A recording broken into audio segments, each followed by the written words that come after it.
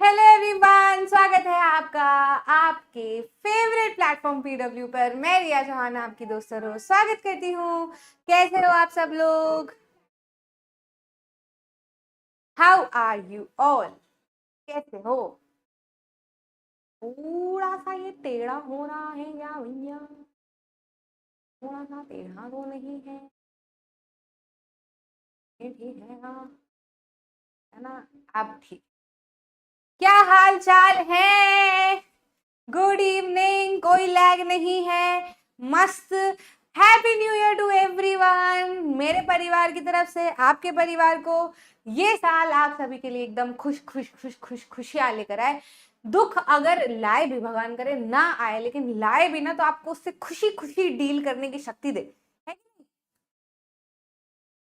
तो अब आप एक साल और बड़े होने फिर से वाले हैं, फिर अगले साल फिर बड़े होने वाले होंगे। तो न्यू ईयर का कुछ ऐसा बड़ा वो ढिंडोरा नहीं होता है ना? बस ये है कि पिछला साल जो गया उससे कुछ अच्छा चला जाए भगवान, है ना? अच्छे से तुम ज्यादा अच्छे से पढ़ाई कर लो, मम्मी पापा के सारे दुख संकट तुम्हारे दूर हो जाए।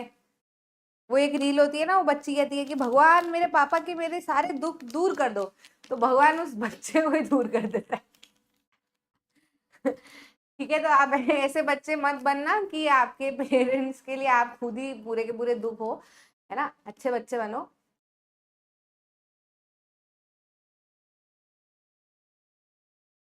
चलिए शुरू करें।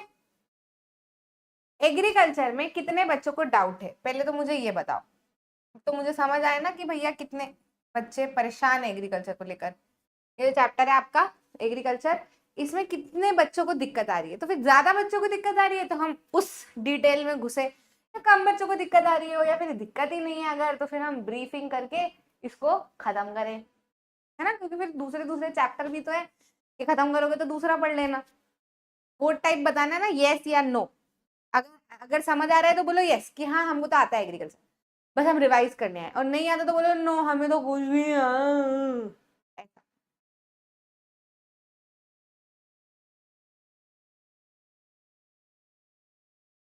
अग्रिवाज।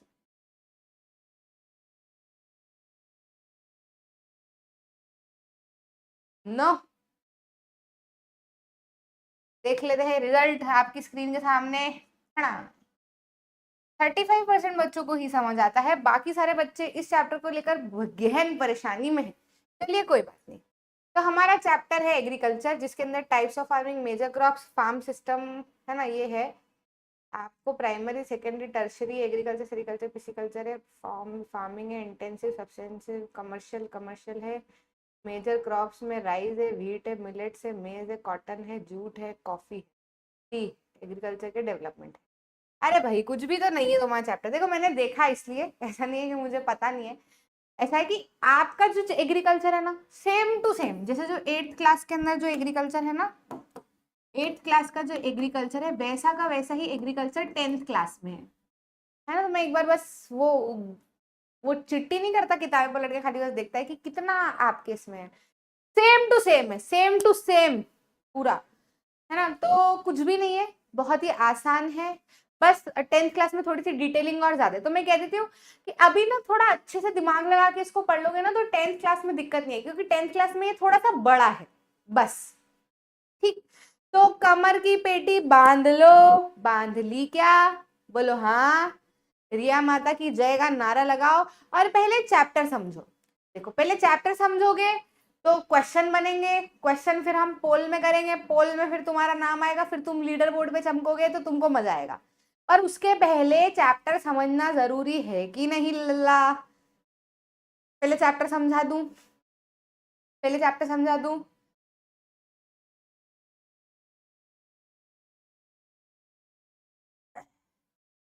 है ना?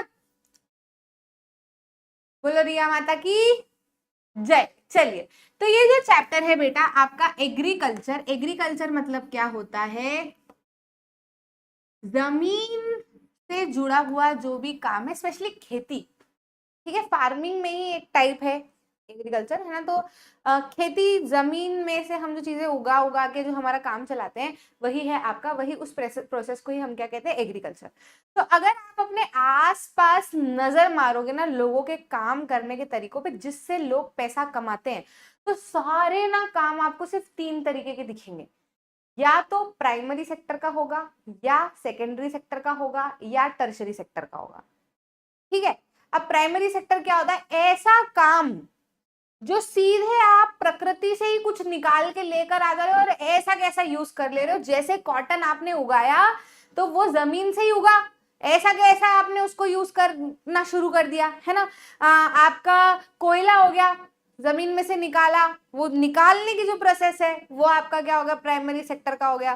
ठीक है। उसके बाद में आपका और भी जो भी खेती बाड़ी हो गई, अनाज अनाज सब उगाना, सीधे आपने जमीन में से ही आप पूरी प्रोसेस कर रहे हो। तो ये प्राइमरी मतलब शुरुआत, प्राइमरी क्लासेस होती है ना आपकी, शुरुआती क्लासेस, वैसे ही जो प्राइमरी काम होता है सीधे आप प्रकृति, देखो सबसे कोई भी काम करने की सबसे पहली स्टेप क्या होती है कि आप प्रकृति से ही कुछ ना कुछ निकालोगे, क्योंकि वही ओरिजिनल है, उसके पहले तो कुछ भी ओरिजिनल नहीं है ना। कॉटन सबसे रॉ फॉर्म में, सबसे ओरिजिनल फॉर्म में तो धरती में ही लगी मिलती है, उसके बाद धागे वागे और ये सब तो बाद में बनते हैं, लेकिन रॉ ओरिजिनल फॉर्म में तो पेड़ पे ही धरती में लगी मिलती है ना। तो ऐसे काम जिसमें से कुछ नहीं कर रहे आप, सीधे आप प्रकृति का यूज करके कोई काम बना रहे हो, कोई सामान बना रहे हो, उसको हम क्या कहते हैं, प्राइमरी सेक्टर का काम है ना। तो इसके अंदर यही माइनिंग, खेतीबाड़ी, फिशिंग, ये सब जो है किसके अंदर आ जाएगा, आपका प्राइमरी सेक्टर के अंदर आ जाएगा। ठीक। तो इसके अंदर आप देखोगे एग्रीकल्चर में सबसे पहली तो बात जो की गई है वो की गई है आपकी टाइप्स ऑफ एक्टिविटीज की, है ना, टाइप्स ऑफ इकोनॉमिक एक्टिविटी।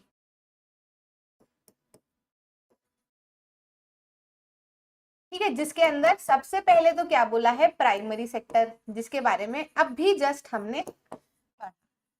ठीक। दूसरा क्या है, अब दूसरा काम आप क्या कर सकते हो, जैसे आपके आसपास आपने खेती बाड़ी के वाले अंकल देखे होंगे या फिर माइनिंग वाइनिंग करने वाले अंकल देखे होंगे, दूसरे तरीके का काम आपने देखा होगा जिसके अंदर जो भी सामान प्राइमरी सेक्टर से आया है, जैसे रुई, कॉटन प्राइमरी सेक्टर खेत में लगी थी, निकाल के ले आए, अब उस रुई को फैक्ट्री में ले जाके धागे बना के आपने शर्ट बूशर्ट बनाना शुरू कर दिया, तो ये क्या है, सेकेंडरी, सेकेंडरी मतलब दूसरे नंबर का। यहाँ सीधे आपसे आपने प्रकृति में कुछ भी नहीं किया, जो प्रकृति से आया था उसको आपने यहाँ पर यूज करके मैन्युफैक्चरिंग का तड़का लगा के, है ना, फैक्ट्री एक्ट्री का तड़का लगा के आपने कुछ नया बनाने का प्रयास करा। ठीक है। तो इसको सेकंड पे आया ना, प्राइमरी पे तो नहीं था, सेकंड पे आया ना, इसलिए इसको क्या बोलोगे आप, सेकेंडरी सेक्टर का काम बोलोगे। किसको बोलोगे, सेकेंडरी सेक्टर का काम। ठीक है। अब क्या होता है कि आपने प्राइमरी सेक्टर में भले अनाज उगाया हो, सेकेंडरी सेक्टर में भले आपने कुछ बनाया हो, जैसे प्राइमरी सेक्टर में तो आपने कोयला निकाला था खदान में से, है ना, माइनिंग करके, लेकिन सेकेंडरी सेक्टर में आपने क्या करा, उसी कोयले को लेकर आप कहाँ चले गए, फैक्ट्री में, फैक्ट्री में आपने उसको उससे उसको तोड़ मरोड़ के जला जुलू करके उससे बिजली बिजली बनाना शुरू करा। तो ये भी क्या है, सेकेंडरी सेक्टर का काम हो जाएगा, जिसमें फैक्ट्री मैन्युफैक्चरिंग इन्वॉल्व होती है, वो सेकेंडरी सेक्टर का काम होता है। ठीक है। अब ये जो दोनों काम है, आप देखो प्राइमरी सेक्टर और सेकेंडरी सेक्टर, ये अपने आप नहीं चल सकते। तो आपने देखा होगा कि शर्ट बूशर्ट तो फैक्ट्री में बन गया, लेकिन उसको बेचने के लिए दुकान चाहिए, शहर चाहिए, मार्केट चाहिए, प्लस फैक्ट्री वाले को जो कॉटन चाहिए था खेतों में से, तो फैक्ट्री वाले तो सीधे नहीं जाएगा, है ना, किसी ट्रांसपोर्ट वाले को भेजेगा कि भैया तुम जाओ वहां से खेत में से उस फलाने किसान के यहाँ से इतने कुंटल अपने को लेके आना है कॉटन, वो अपने ट्रॉली में भर के फिर उसके बाद फैक्ट्री तक लेकर आएगा। फिर फैक्ट्री में भी कुछ लोग होंगे जो उसको उतरवाने में मदद करेंगे, मशीन चलाने में मदद करेंगे, धागा बनाने में मदद करेंगे। तो ये क्या होता है, जो सर्विसेज होती है ना, जो प्राइमरी सेक्टर और सेकेंडरी सेक्टर को चलाने में मदद करती है, उन्हीं काम को हम क्या कहते हैं, टर्शरी सेक्टर का काम बोलते हैं। किसका काम बोलते हैं, टर्शरी सेक्टर का काम बोलते हैं। तो जो बैंकिंग, ट्रांसपोर्टेशन एक्सेट्रा एक्सेट्रा जो काम आता है ना, वो किसके अंदर आता है, टर्शरी। टर्शरी सेक्टर में आप कुछ बना नहीं रहे हो, आप बेच रहे हो या फिर कोई सर्विस लेकर आए हो जिससे कि इनका काम चल जाए या इनका काम चल जाए। समझ में आया कि नहीं,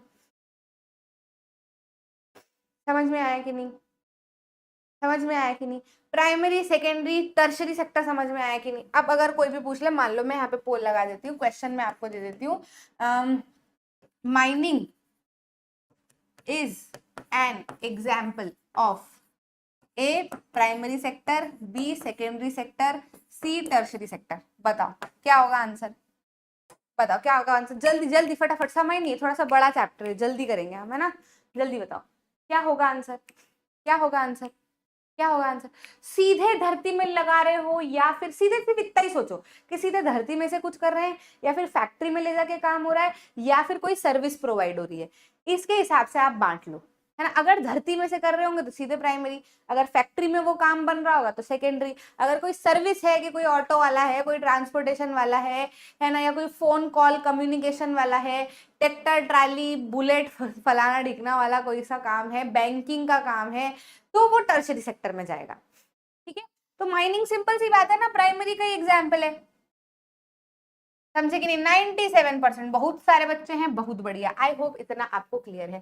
तो बस यही आपको बताया गया। अब इसके अंदर क्या है ना कि यही प्राइमरी सेक्टर में ना एक पार्ट आता है किसका, एग्रीकल्चर। एग्रीकल्चर में भी तो हम क्या करें, जो खेती बाड़ी कर रहे हैं, है ना, तो agriculture is a type of primary activity, agriculture is a type of primary activity, जिसमें आप सीधे जमीन के अंदर बीज बीज डाल के कुछ ना कुछ उगा रहे हो।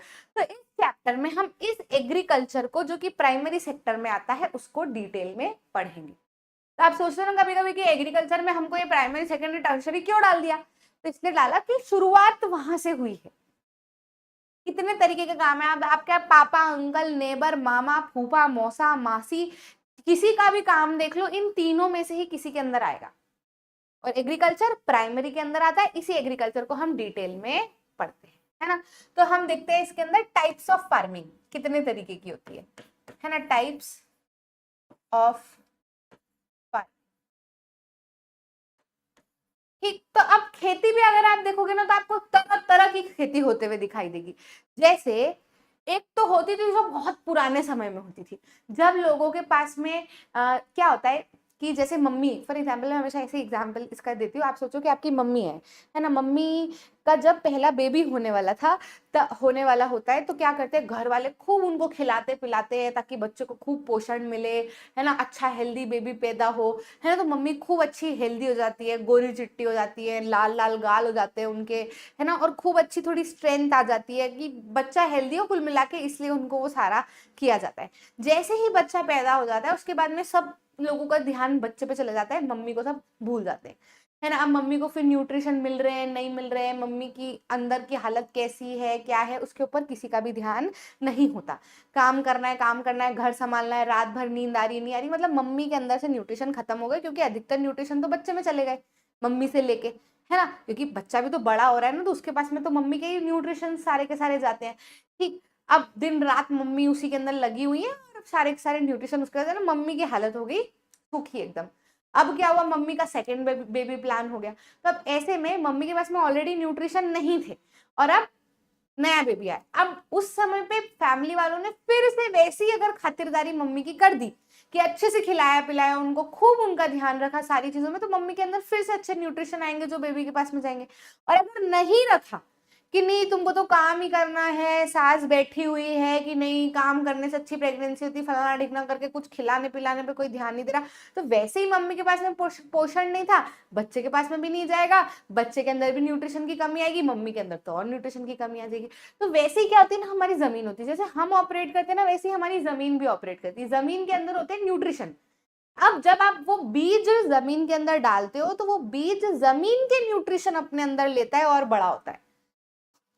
अब क्या हुआ कि आपने एक बार बीज डाला था, जब एकदम नई ताजी मिट्टी थी तब बीज डाला, तो उसके पास खूब सारे न्यूट्रिशन थे मिट्टी के पास, बीज ने ले लिए, बीज अच्छे बड़े बड़े हो गए, पहली फसल बहुत अच्छी हुई। दूसरी में ठीक ठाक होगी क्योंकि उतने न्यूट्रिशन उसके अंदर बचे नहीं, क्योंकि पहली वाली फसल खा गई। तीसरी में और कम अच्छी फसल होगी क्योंकि वो न्यूट्रिशन पहली वाली फसल खाते चली गई। अब आप है मिट्टी का ध्यान नहीं दे रहे हो, आप धड़ धड़ धड़ धड़ बीज बोए जा रहे हो उसके अंदर, तो क्या बीज के पास में न्यूट्रिशन आएंगे, बीज आपको, और बीज का पौधा या फसल जो है वो आपको कमजोर दिखाई देगी। इसलिए क्या जरूरी होता है कि आप फर्टिलाइजर्स और ये सब डालो। अब फर्टिलाइजर्स और ये सब तो बहुत बाद में आए, है ना, लेकिन शुरुआत में जब लोग खेती करते थे तो तब क्या करते थे, फिर कैसे अपनी मिट्टी को पोषण देते थे, तो वो क्या करते थे कि ये जमीन है ना, मतलब ये पूरा जंगल है, अब जंगल का क्या करेंगे, वो इतना हिस्सा यहाँ पे जाएंगे, पहले कोई ऐसी किसी के नाम पे तो हुआ नहीं करती थी, बहुत शुरुआत में जब खेती बाड़ी होती थी तो लोग सिर्फ अनाज उगाने जितना ही करते थे, तो जंगलों में ही रहते थे। तो अब जंगल में जब वो जाते थे ना, तो यहाँ पर आप देखोगे जंगल में when they used to go, तो यहाँ पे क्या करेंगे, इस जमीन को पोषण चाहिए, इस जमीन को न्यूट्रिशन चाहिए, तो यहाँ के जितने भी पेड़ वेड़ थे उसको क्या करा, काटा और जमीन को जला दिया। ठीक है, क्या किया, जला दिया। अब क्या हुआ, जलने के बाद राख बन गई, राख बन गई तो राख के अंदर वो वॉर्म्स वॉर्म्स और ये सब आएंगे, जमीन को अच्छा पोषण मिल जाएगा, फिर जमीन को आप ऊपर नीचे करोगे, एक दो बार खेती उसके अंदर करोगे, फिर उस जमीन को छोड़ दोगे, फिर आप क्या करोगे, दूसरी पे शिफ्ट होगे, यहाँ पे सेम प्रोसेस करोगे, फिर इसको छोड़ दोगे, तीसरी पे जाओगे।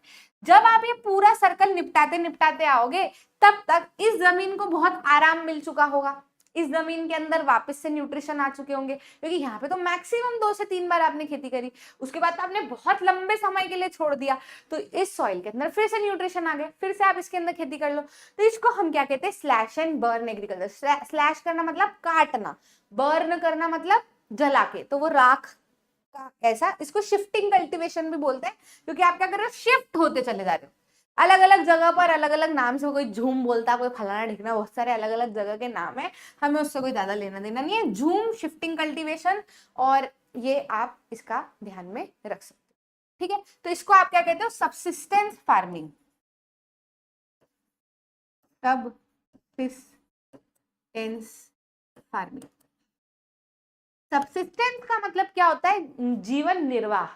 इतनी फसल बोले बस हम कि हमारा पेट पल जाए, हमारे 2 बच्चे, हमारे 2 माता पिता, एक बीवी, उतने लोगों का पेट पल जाए, ज्यादा हमें कोई लेना देना नहीं है। तो इसमें भी क्या होता है, प्रिमिटिव होती है एक होती है प्रिमिटिव, जो अभी मैंने आपको बताई, और एक होती है इंटेंसिव। ठीक है, इतना पेट पल जाए हमारा, प्रिमिटिव मतलब बहुत पुराने समय की, है ना, सबसिस्टेंस मतलब पेट पालने जितनी। अब पेट पालने जितनी भी एक तो बहुत पुराने समय में होती थी, जिसको हम स्लैश एंड बर्न एग्रीकल्चर भी बोलते थे, एस भी लिख देती हूँ छोटा सा ताकि आपको ध्यान में रहे, स्लैश एंड बर्न एग्रीकल्चर भी बोलते थे। फिर क्या हुआ, धीरे धीरे खेती बाड़ी, लोगों का दिमाग चलने लगा, लोगों ने और दिमाग लगाना शुरू किया, लोगों ने और कोशिश की, धीरे धीरे करके जमीन लोगों के नाम पे होने लगी, फिर बंटवारे होने लगे, तो बड़ी बड़ी जमीनें जब उसके पापा, फिर उसके बाद उसके छोटे पापा, उसके छोटे, दो के अंदर बंटने लगी, छोटी छोटी जमीनें जब होने लगी, तो क्या होने लगा कि लोग ना चाहते थे कि एक जमीन से ना हमारा खूब अच्छी खेती हो जाए, कि हम ना मतलब, क्योंकि यहाँ पे तो क्या है ना कि आप जंगल में कितना ही बड़ा हिस्सा काट लो, क्योंकि तब थोड़े ना किसी के नाम पे हुआ करता था, लेकिन उसके बाद जब जमीनें नाम पे होने लगी तो आप किसी दूसरे के खेत पे थोड़े खेती कर सकते हो, आपके पास में तो वही छोटा सा टुकड़ा है जिसके ऊपर आपको खेती करनी है और अपना पेट पालना है ना। तो क्या करते हैं, इंटेंसिव, इंटेंसिव देखो, नाम शब्दों क्या, नाम समझो, शब्द समझो, है ना। प्रिमिटिव मतलब पुराना, सबसिस्टेंस मतलब जीवन निर्वाह करने जितना। तो प्रिमिटिव और इंटेंसिव दोनों में खेती उतनी ही होगी जितना पेट पल जाए, मार्केट के लिए नहीं होगी यहाँ, है ना। लेकिन 2 तरीके की, एक तो बहुत पुराने समय में जो होती थी, और एक फिर उसके बाद में इंटेंसिव, मतलब इंटेंस, एकदम खतरनाक, की इतनी जमीन पे से ना मैं ज्यादा से ज्यादा उगा लूं, क्योंकि जमीन छोटी है, घर में बच्चे ज्यादा है ना, क्योंकि लोग उस समय पे आपने देखा, जब एक बहुत पुराना समय था, उसके जो बीच का समय आया, उस समय पे लोगों ने बहुत बच्चे पैदा किए, खूब बड़ा बड़ा परिवार हुआ करता था। तो छोटी जमीन पे अच्छी खेती करनी पड़ रही ना, कि मतलब ज्यादा उपज निकल जाए, तो जान ले लेते थे उस जमीन की।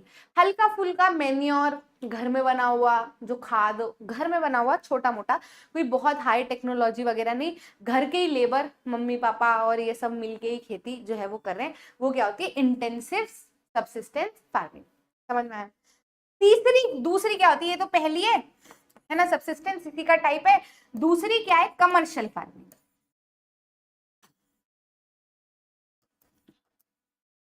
कमर्शियल फार्मिंग अब क्या है कि पहली खेती जो है वो 2 तरीके की, एक तो पेट पालने जितनी, और एक पेट पालने के साथ मार्केट में बेचने जितनी। पेट पालने में दो टाइप है, जो पुराने समय में होता था, जो बीच में होने लगा। फिर कमर्शियल में आप देखोगे जो मार्केट के लिए भी होती है, जिन लोगों के बड़े बड़े खेत होते हैं या फिर ज्यादा खेत होते हैं, तो वो क्या करते हैं, वो ऐसी खेती करते हैं कि उनके घर पे तो भाई ज्यादा खेती होगी तो घर पे तो भेज ही देंगे, वो तो उनको कोई चिंता नहीं है। प्लस वो मार्केट में मंडी वंडी में भी ले जाकर क्या करते हैं, अपनी फसल वसल बेचते हैं, और वहां से भी। कमर्शियल शब्द का मतलब क्या होता है, मार्केट में बेचना है ना, या फिर प्रॉफिट अर्न करना। जिस भी चीज में कमर्शियल, हम कहते हैं ना कमर्शियल एंटरप्राइज, कमर्शियल का मतलब क्या, पैसे कमाना, मतलब बिजनेस काइंड ऑफ। ठीक है, तो कमर्शियल तरीके से अगर आप खेती करोगे तो आप क्या करोगे, है बड़े बड़े ट्रैक्टर लेकर आओगे, है बड़े बड़े खेत आपके होंगे, है ज्यादा ज्यादा आप पेस्टिसाइड फर्टिलाइजर और ये सब डालोगे, क्योंकि काट काट के वो तो नहीं कर सकते स्लैश एंड बर्न है ना, क्योंकि इतनी बड़ी जमीन, मतलब इतना बड़ा वो कोई जंगल तो है नहीं कि आप बार बार पेड़ काटते जाओ और हो जाए। मतलब अब आप देखोगे, आप खेतों में जंगल थोड़े ना होते हैं, जंगल तो पुराने समय में होते थे। अब तो आपको क्या करना है, अब आपको सॉइल को नरिशमेंट देने के लिए पेस्टिसाइड, कीड़े लग जाए तो कीटनाशक, कीड़ों को मारने की दवाई, फर्टिलाइजर, न्यूट्रिशन देने की दवाइयां, ये सब फसलों को छिड़कनी है। फिर आपकी फसल अच्छी HYV सीड, अच्छी वेराइटी की सीड जिसके अच्छी फसल आपकी निकल कर आए, तो ये सब आपको करना जरूरी है, तब आपकी खेती कमर्शियल खेती होगी। अब कमर्शियल में भी तरह तरह की होती है, कोई मिक्स्ड क्रॉपिंग कर लेता है, एक ही खेत पे 3-4 तरीके की फसल डाल लेता है ना, कोई सिंगल ही डालता है कि एक ही फसल डालता है, कोई प्लांटेशन करता है, मतलब एक ही बड़े से खेत पे एक ही तरीके की बहुत सारी खेती, मतलब गन्ने गन्ने बोए, शुगर केन बोया है तो यहाँ से वहां तक गन्ना ही गन्ना बो रखा है ना, तो वो तरह तरह की फिर कमर्शियल के अंदर होती है, जो मैं स्लाइड्स के अंदर जो भी नोट्स है वो आपको भेज दूंगी, चिंता मत करना। पर अभी ये कि आपके दिमाग में चले जाए बस कि एक्चुअल में हो क्या रहा है। ये समझ में आया, इतना समझ आया मेरे को, ये बताओ, ये बताओ, टाइप्स ऑफ फार्मिंग और टाइप्स ऑफ इकोनॉमिक एक्टिविटी समझ में आई कि नहीं आई, समझ में आई कि नहीं आई?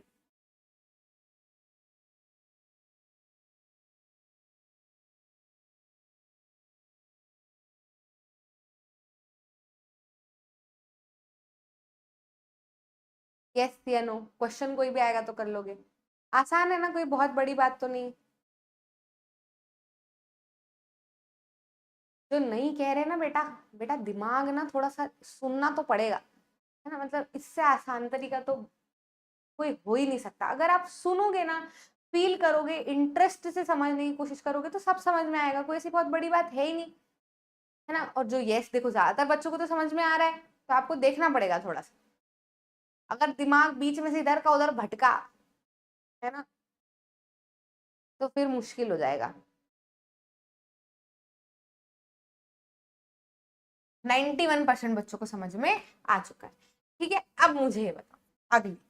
अब खेती भी ना बहुत तरीके से होती है, मतलब खेती की एक प्रोसेस है बहुत तरीके से। तो क्या होती है, खेती की एक प्रोसेस है, वो प्रोसेस आपके इसमें है कि नहीं, एक बार देख लो, नहीं तो ऐसा ना हो कि 10वीं का पढ़ा तो टाइप्स ऑफ फार्मिंग तो मैंने पढ़ा दिया, फार्म सिस्टम रह गया था। देखो मैं यहाँ से दिखा देती हूँ आपको। ठीक है, एग्रीकल्चर क्या होता है, ये डेफिनेशन लिखी है, प्राइमरी सेकेंडरी टर्सरी सब लिखा है, एग्जाम्पल भी लिखा है, आपको MCQ आएगा ना तो आपका काम यहाँ से हो जाएगा। ये आपको याद करने की जरूरत नहीं है, तो मैंने 10th का एक्स्ट्रा डाल दिया था, पर आप मत करो, है ना। ये 2 पॉइंट देख लो, इसमें आपका काम बन जाएगा।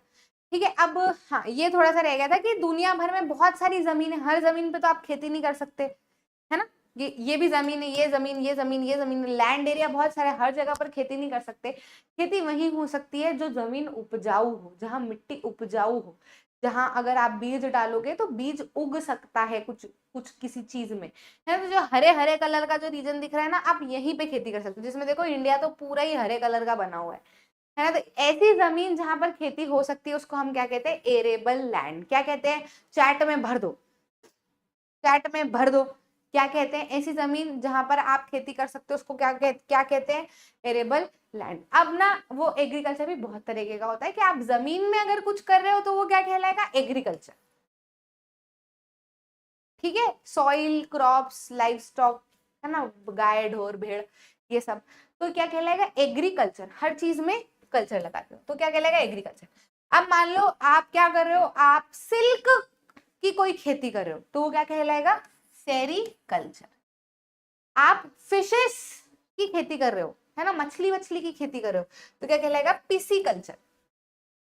ठीक है, आप ग्रेप्स की खेती कर रहे हो, ग्रेप्स, अंगूर, लंगूर की खेती कर रहे हो, तो क्या कहलाएगा, witty culture, witty plus culture. अगर आप फल फूल सब्जी इनकी खेती कर रहे हो तो क्या कहलाएगा, हॉर्टिकल्चर। ये एमसीक्यू में आ जाता है ना, तो ध्यान रख लेना, सब यहाँ पर लिखा हुआ है। अब फार्म का सिस्टम होता है, खेती करने का एक सिस्टम होता है कि आप क्या करोगे भाई, पहले तो इनपुट, देखो हर चीज का सिस्टम हमने इंडस्ट्री में भी पढ़ा था, इनपुट प्रोसेसिंग आउटपुट, तो बस यहाँ पर भी इनपुट और प्रोसेसिंग और आउटपुट है ना। तो इनपुट यहाँ क्या लगेगा, इनपुट क्या लगेगा, क्या लगेगा, जमीन में क्या डालोगे बताओ, क्या इनपुट करोगे, जमीन में क्या डालोगे,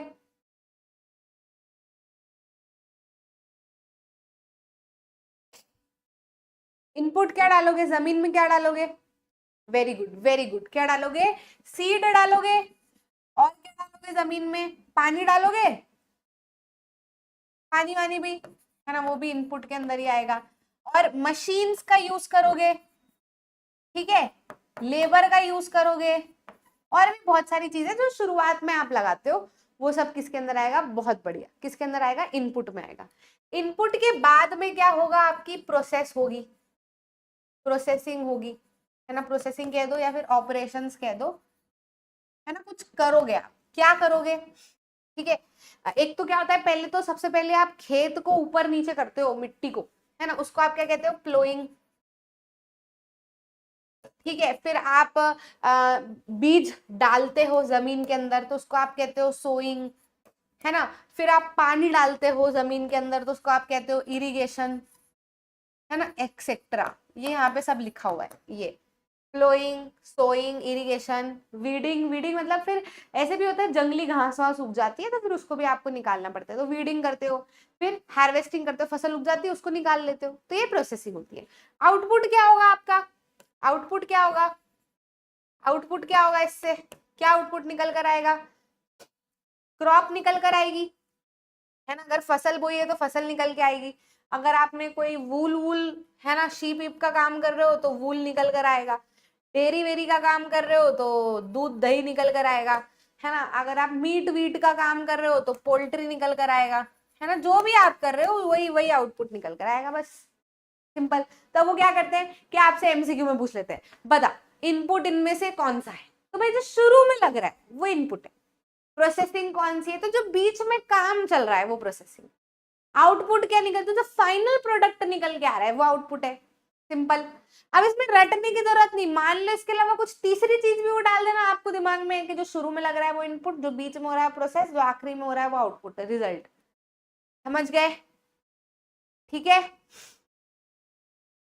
ना। तो बहुत सारे तरीके से होती है, इंटेंसिव, सबसिस्टेंस, ये सब मैंने आपको बताया, नोमेडिक भी है हाँ इसके अंदर। और आपका कमर्शियल फार्मिंग के बारे में भी हमने बात करी, जिसमें मिक्स्ड फार्मिंग करते हैं ना, प्लांटेशन फार्मिंग। अब क्या है भैया कि हम बात कर लेते हैं क्रॉप, क्रॉप क्रॉप क्रॉप की, यानी कि फसल, है ना। अब भारत देश में अगर हम बात करें तो देखो फसल क्या होता है ना, फसल डिपेंड करती है अलग अलग मिट्टी पे।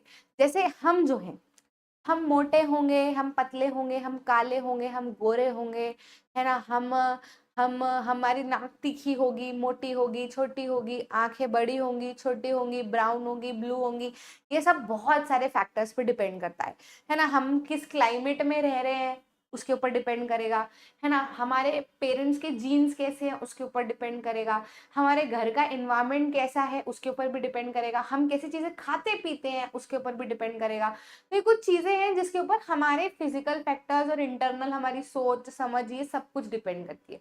तो वैसे ही ना फसल जो होती है वो हर जगह पर एक जैसी नहीं होती। जैसे एवोकाडो हो सकता है वहां पे ग्रो हो रहा हो, इंडिया में ना ग्रो हो, क्योंकि उसको जैसा बीज, जैसी जैसी मिट्टी, जैसा क्लाइमेट जो चाहिए, हो सकता है वो इंडिया में नहीं है, वो बाहर हो। समझ रहे हो कि नहीं, है ना। तो इंडिया में क्या होगा, ऐसी फसलें ग्रो होगी जिस हिसाब की मिट्टी, जिस हिसाब का क्लाइमेट हमारे पास में। तो हमारे पास में तीन तरीके के क्लाइमेट है, ठंडा, बारिश, गर्मी, और इनके बीच का जो मॉडरेट स्प्रिंग ऑटम ये भी हमको अवेलेबल है। मतलब कुल मिला के काफी वेराइटी है क्लाइमेट में तो हमारे पास। फिर उसके बाद हमारे पास में ना, क्योंकि क्लाइमेट इतने तरीके का है इसलिए मिट्टी भी तरह तरह की हमें मिल जाती है। भाई जहां पर बहुत सूखा पड़ता है तो वहां पे एरिड सॉइल, जहां पर खूब अच्छी नदियां हैं वहां एल्यूवियल सॉइल हमें मिल जाती है, जहां पर ऐसी ही आयरन का कंटेंट है वहां रेड येलो सॉइल मिल जाती है। तो हमारे पास में सॉइल भी तरह तरह की है, हमारे पास में क्लाइमेट भी तरह तरह का है, इसलिए ना हमारे यहाँ फसल भी तरह तरह की ग्रो हो जाती है। ठीक है, जिसमें हम कौन सी फसलों के बारे में बात करेंगे? खाने वाली फसल जो मेजर जिसको हम खाते हैं, दूसरी जिनको हम यूज करते हैं जैसे जूट और कॉटन, है ना, तीसरी पीने वाली फसल। ठीक है, तो ये बीवरेजेस होते हैं। अगर आप किसी कैफे वैफे में जाओ वहां बीवरेजेस एंड शेक्स लिखा रहे तो बीवरेजेस पढ़ने में घबराना मत। बीवरेजेस ऐसे होते हैं जो चीजें आप पीते हो, जैसे कॉफी, टी, है ना, ये आपके बीवरेजेस होते हैं। क्लियर? फाइबर क्रॉप, जो फाइबर जिसमें से फाइबर रेशे निकलते हैं, जैसे कॉटन में रेशे निकलते हैं फाइबर, है ना, उससे फिर हम धागे वागे बना के कपड़े बनाते हैं। ऐसे जूट, जूट के भी रेशे निकलते हैं, जूट की भी खेती होती है। पता है आपको? जो जूट होता है, बोरे वोरे हम बनाते हैं, ये सब जूट की खेती होती है प्रॉपर बंगाल वाली साइड में। हमारे यहाँ बहुत हम आगे हैं जूट वूट की खेती में, है ना, तो ये भी हमारे लिए काम का है। तो मेजर फूड क्रॉप्स पढ़ेंगे जिसके अंदर राइस, व्हीट, मिलेट, मेस, है ना, जूट कॉटन के बारे में पढ़ेंगे, और टी कॉफी। पहले तो ये लिख लो, देखो क्या होता है, लिखते नहीं हो ना तो दिमाग में जाता नहीं है, सब घचड़ा बन जाता है। जैसे मैंने अभी क्या किया, अभी आपको लिख के बताया। यहाँ मैंने आपके साथ में क्या करा था, यहाँ मैंने आपके साथ में आपको लिख के बताया था कि देखो ये बस इतना है, ये मेन में नहीं था, इसके अंदर का ना आपको अपने आप याद होता चला जाता है। ठीक है, इसके बाद में हमने क्या पढ़ा, अभी फार्म सिस्टम पढ़ा, है ना, फार्म सिस्टम पढ़ा, जिसके अंदर हमने इनपुट, प्रोसेसिंग, आउटपुट के बारे में जाना, और छोटा मोटा एरेबल लैंड वगैरह तो वो भी स्लाइड में लिखा हुआ है। अब हम क्या पढ़ रहे हैं, अब हम मेजर क्रॉप्स पढ़ रहे हैं, है ना। तो मेजर क्रॉप्स हम इधर पढ़ लेते हैं, है ना।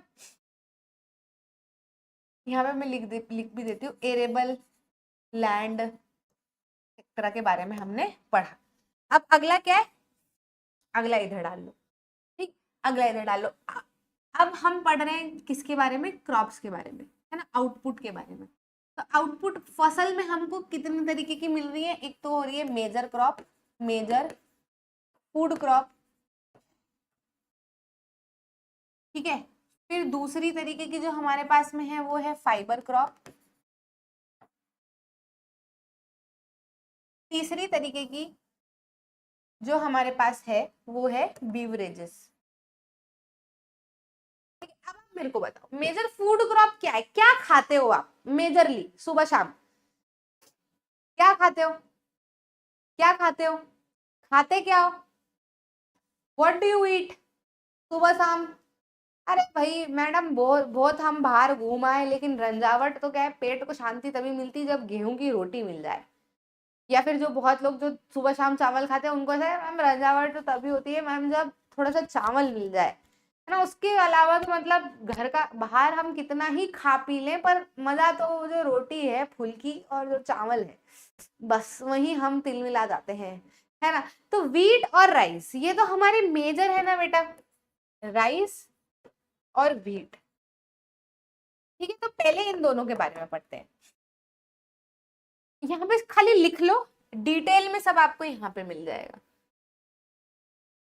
है ना। राइस के बारे में हम थोड़ा सा जान लेते हैं, राइस क्या है। अब पहली चीज ही क्या लिखी, मेजर फूड क्रॉप। वर्ल्ड, दुनिया भर, चाइना, जापान, कहीं भी तुम चले जाओ तुमको चावल मिलेगा ही मिलेगा। कोई जगह नहीं जहां तुमको चावल नहीं मिलेगा, एक बार को रोटी ना मिले, चावल तुमको 100% मिलेगा। तो सिंपल सी बात, पहली लाइन तो ये हो गई। स्टेपल डाइट मतलब क्या होता है, ऐसी चीज जिसको आप या तो सुबह या शाम रोज खाते ही खाते हो, तो स्टेपल डाइट में आप क्या आएगा, है कि नहीं। अब ना इसको देखो, रटो मत।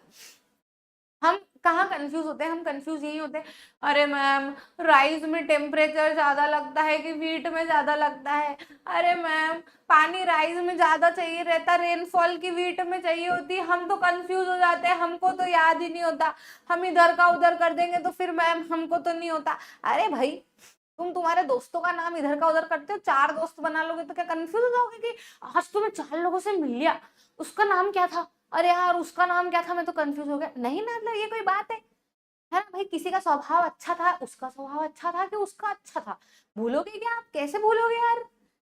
जब आपने ध्यान से उसको देखा है, ध्यान से उसको आपने ऑब्जर्व करा है, तो आप ये चीज भूल ही नहीं सकते और गड़बड़ कर ही नहीं सकते। तो फिर गड़बड़ यहाँ काहे को हो रही है?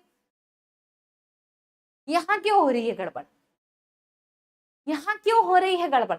क्योंकि तुम वहां जितने इंटरेस्ट से उस ग्रुप के अंदर खड़े थे ना, उस ग्रुप के अंदर तुम खड़े थे जितने इंटरेस्ट से कि भाई ये कहाँ रहता है, इसकी बंदी कहाँ रहती है, अरे ये क्या करता है, अरे ये तो बहुत चीखता है, तो वहां ना तुम्हारा पूरा दिमाग लगा हुआ होता है, इसलिए तुम भूलते नहीं। दिमाग तो वही है तुम्हारा, अभी घर आए और किताब खोल के बैठी तो दिमाग तो नहीं बदल लिया तुमने। तो अब ना यहाँ ध्यान से मेरी बात सुनो, पोल दूंगी मैं तुमको क्वेश्चन करके, पहले समझो क्या है भाई कि राइस जो है, देख लो इसको चाहिए होता है इतना सारा पानी। दिख रहा है ये भैया कीचड़ में खड़े हुए हैं, इतना पानी किसी दूसरी फसल को नहीं चाहिए जो भारत में उग रही है, या जो आप पढ़ने वाले हो उसमें से किसी फसल को इतना पानी नहीं चाहिए। अब आप सोचो कि अगर आप इस फसल को ठंड में या गर्मी में बोने बैठोगे तो क्या आपको इतना पानी मिल पाएगा? नहीं मिल पाएगा ना, क्योंकि वैसे ही हमारे देश में